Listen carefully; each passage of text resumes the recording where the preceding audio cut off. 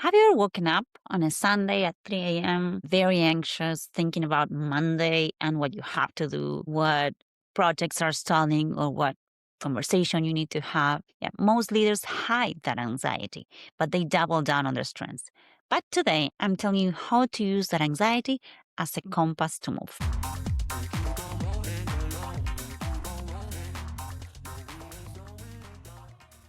Welcome to Corporate Therapy, where we talk about work, performance, and ambition without disconnecting from the human side of success. I'm Lucy Paulise, executive and career coach. Last Sunday, I woke up at 6 a.m. Most of the world was sleeping. And normally I'm sleeping at that time too, but I had the urge to go play on the ball. I was obsessed with my weak shots. As I compete in tournaments, singles and doubles, and I want to win, I tend to avoid some shots that are hard for me.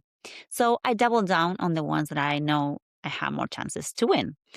That works pretty well most of the time, but I realized opponents that study how you play or that play with you often remember what hurts you and what makes you weak, so they push you to execute them. And then you fail more often with them. So then, while I was playing alone with the wall on Sunday, it hit me. Weaknesses exist so that you can wake up with a purpose on your Sunday morning. Yes, we've been told a lie that is called the strength trap. We are told to be finished products, but when we only play to our strengths, we become predictable. We become stagnant.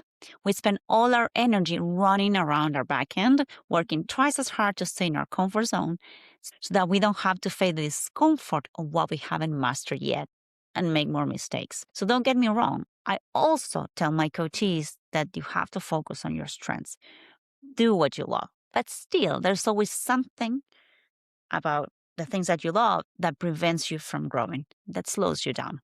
So some of the weaknesses I notice in most of my coaches have to do with delivering presentations in public, delivering feedback, being more strategic. I see leaders who are too nice because they are terrified of conflict. I see leaders who stay in relationships or roles for 20 years. Go there, work on it. Don't be an easy target. It can transform the way you lead for good. So to move from avoidance to growth, you must master the strategic pause. When you feel the heat of anxiety or the urge to over-deliver in your comfort zone, stop. Use those seconds to move from a fear mindset to a curious mindset and ask yourself, why is this gap here? Is it a lack of skill or a protective mechanism to keep people happy so you don't lose their approval? What am I avoiding? Are you choosing short-term harmony over long-term transformation? Where else is this showing up? If you avoid the hard conversations at work, you're likely avoiding similar friction in your personal life. So where else do you need to transform your life? To move from an anxious Sunday morning to a purpose-driven one, apply these 3 shifts. First, identify the friction point. Where did you feel the most heat last week?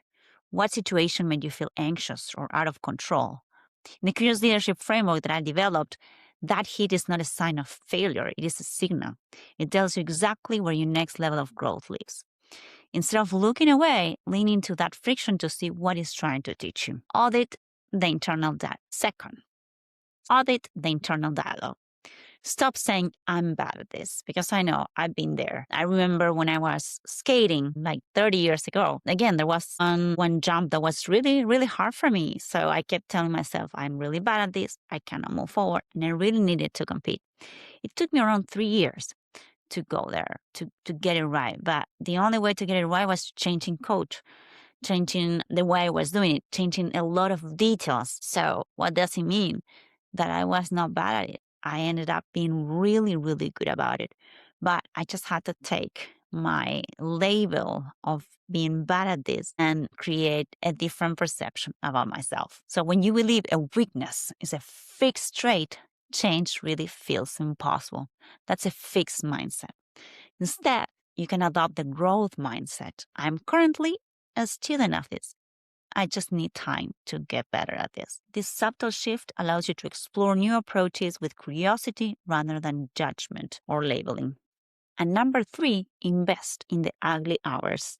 Significant leadership leaps rarely happen during the 9 to 5. They happen during the ugly hours, the early mornings or the late nights when you're willing to be a bad student and when you cannot sleep. This is the time to practice the skills that don't come naturally. Whether it's rehearsing a difficult conversation or studying a complex financial report, the willingness to be imperfect in private is what builds your excellence in public. True leadership, the kind that reaches the master level that you're looking for, requires the courage to be uncomfortable.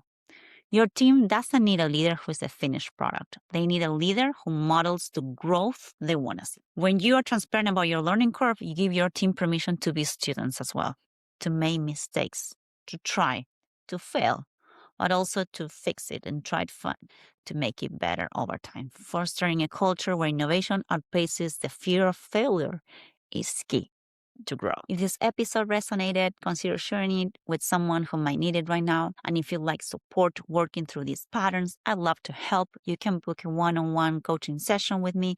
The link is right there in the episode description. And you'll also find a link to more articles that I've written on this topic if you'd like to go deeper. Thanks for listening, Corporate Therapy. And as always, this week, try it.